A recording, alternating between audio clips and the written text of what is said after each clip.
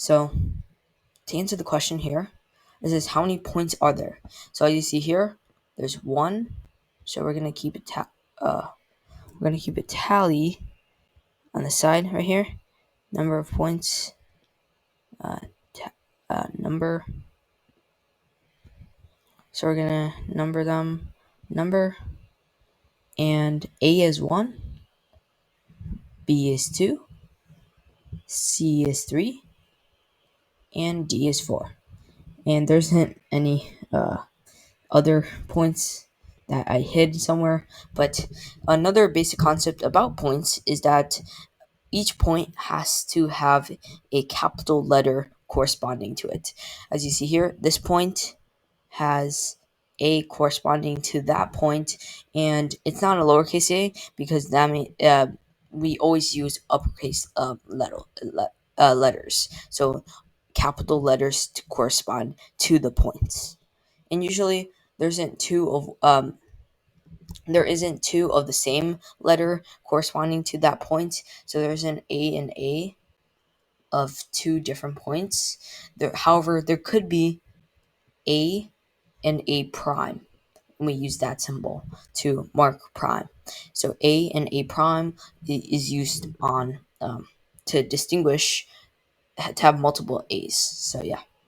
So you can use these two are different. A and A prime are different. However, A and A are the same, and in math and geometry we don't use the same letter for different points. So different, which is wrong. No. So same is wrong, and different is correct. So yeah, that summarizes points, and we're going to move on to the next one. So there's 4. So now we're going to move on to lines. So lines, a bit of background information on lines. Lines are straight, and you'll not see them curvy. So lines are straight, and they extend infinitely into the directions they point to. So as you see here, the arrow, the arrow is pointing this way, so that means it extends infinitely into that direction. Okay.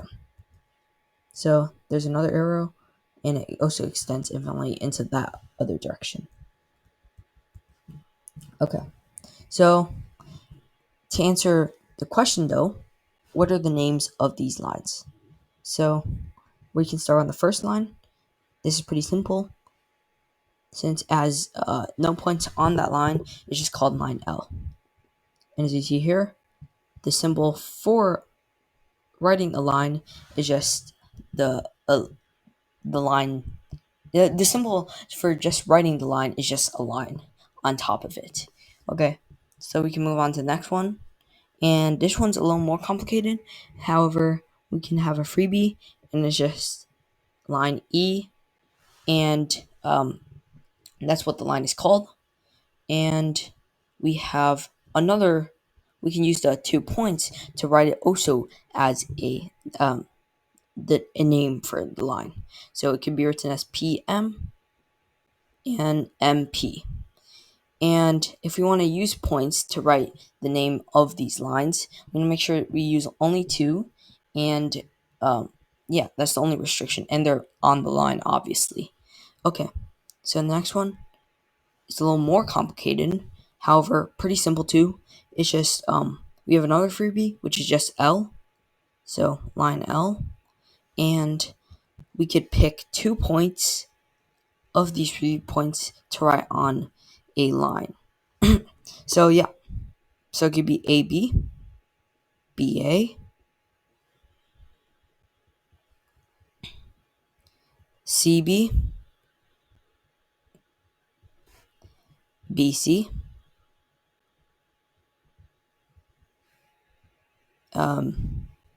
AC, and CA. So yeah, it doesn't matter if it's written backwards, because if it Remember, it is the same line, however, it's written in a different format. So it can be written like that. And sometimes your teachers may want you to write it into different, want you to use a certain name. So I have written it, all the possibilities for you, out for you. So yeah, so that's how you write the names for these lines. And there's one more thing I want to talk about for lines. So as you see down here, we have a number line, and I'm pretty sure all of you guys worked with number lines for algebra, and yeah, for geometry, number lines are also a type of line, but for geometry, we're mainly going to use um, a coordinate plane, coordinate number line on a coordinate plane. Okay, so it's basically two number lines that's two number lines, one's horizontal and one's vertical, and yeah, and there's an XY axis, but we'll talk about about that later. So this is the x-axis, this is the y-axis, but we'll talk about that more later. And as you see, geometry has a lot of algebra mixed into it, and algebra will help you. If you master algebra, geometry will be easier for you. Okay, so this is the answer for the question, and yeah, we're gonna be moving on to lines. So now we're gonna move on to line segments, or segments as you call it. So line segments have are similar to lines in the fact that they include points and they are straight. However, there are some differences between lines and line segments. Line segments are definite and they have an ending point, and their end point is just the two points, the two points on the end. Okay, so what we're trying to find here is what are the names of these line segments. So to find the name of these line segments, you want to look at the two endpoints, which is just L and S in this case scenario. So you can name it LS and SL. And the symbol above it is just a line. Very original, I know. So the next one, we have a um, weirder shaped figure, and you have two line segments, one horizontal and one vertical. So PM for the vertical one and MP for the vertical one, and there's MN for the horizontal one and NM for the horizontal one. Okay, now we have a number line. Yes, I know. We use number lines a lot in geometry, and yeah. So what I want you to find is what would you name a line from -3 to 3? So I'm going to give you a couple seconds to think. Okay. So obviously -3 is just C and 3 is just J. So CJ and JC. Okay. So we solved that problem, and yeah. So we'll move on to. So now we're gonna move on to arrays. Yeah, we still have a couple more, but I want to make sure that you guys keep on going. You guys want to learn everything to get you set for geometry. Okay, so rays. Rays are similar to lines and line segments because they are straight and they are consisting. They consist of points, so they made up of points.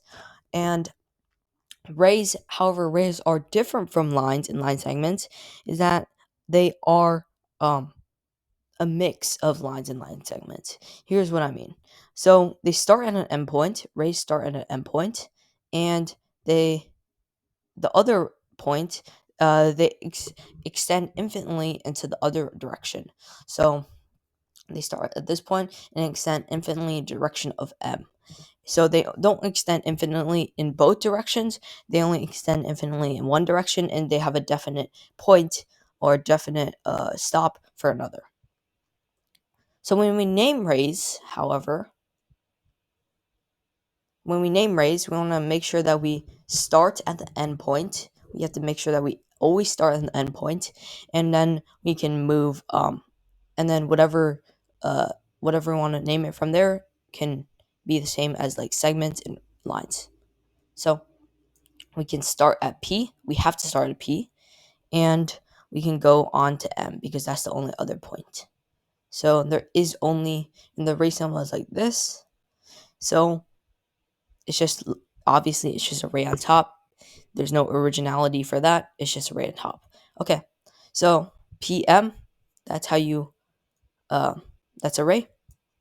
And then moving on to this one. So we have to start at C, but we can do CM or CS. That's what we have to, those are the two only possibilities that we can name this ray. So yeah. Now we're going to move on to angles. So angles are consisting of two rays, and they have a single endpoint or point, and that point is what is called a vertex. So you'll see in the diagrams that there are vertexes, and as you see here, this is just like the main vertex. And yeah, that's pretty much the special thing about angles.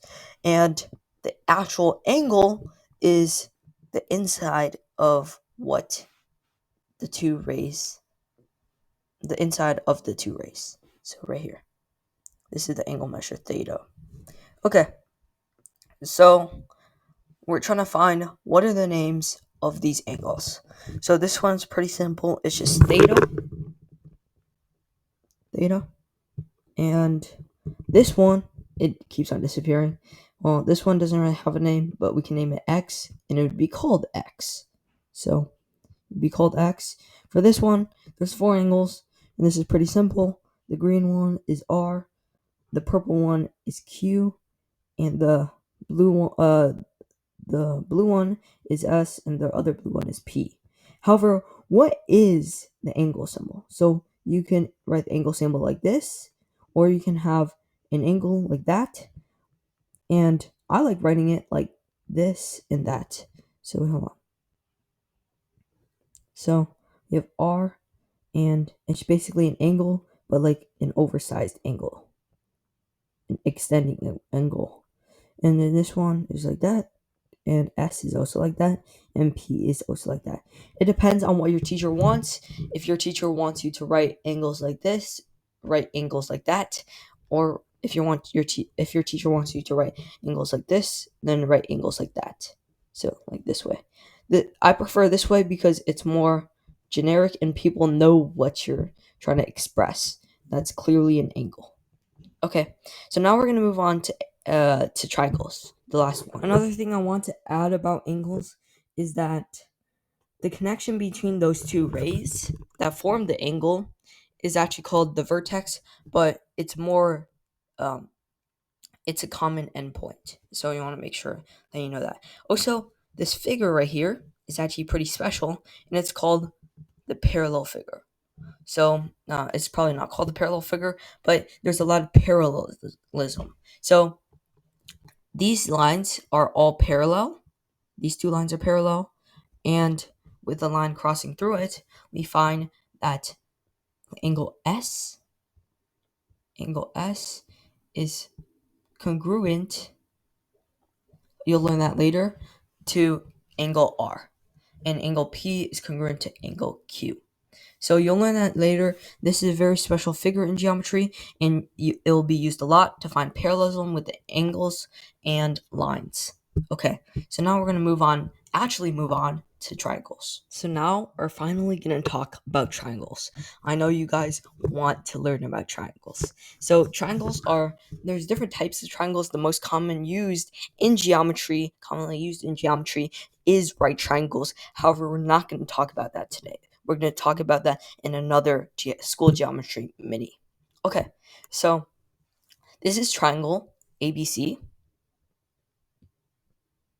You usually start from the top, or it really doesn't matter where you start from. You can start from B, you can start from C, but most people start from the most like common term, which is just ABC.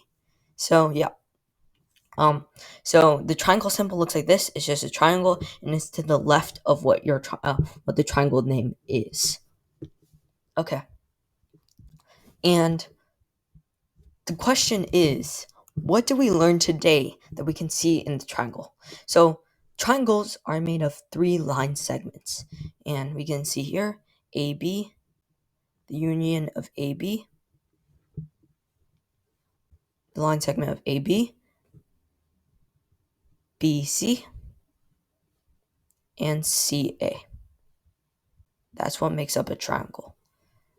And union is just like the connection, another word for connection, but in geometry terms. So yeah. And what else do we see? Well, we see angles. So in that triangle, we have angle A, angle B, and angle C. Angle C. Okay. So that's basically what triangles are. They're extremely important in geometry, and yeah, yeah. So also the intersection of any two segments, BA and AC, that's the intersection symbol, is a vertex. So is a vertex of the triangle. The triangle. So of the triangle. So also, you guys might be wondering how there might be angles because there's no rays, clearly. However, the thing is, you are correct. However, in triangles, there is a special rule broken, and there still would be angles without rays. They're just the connection. They're just the connection of these segments. So in place of rays, there's segments.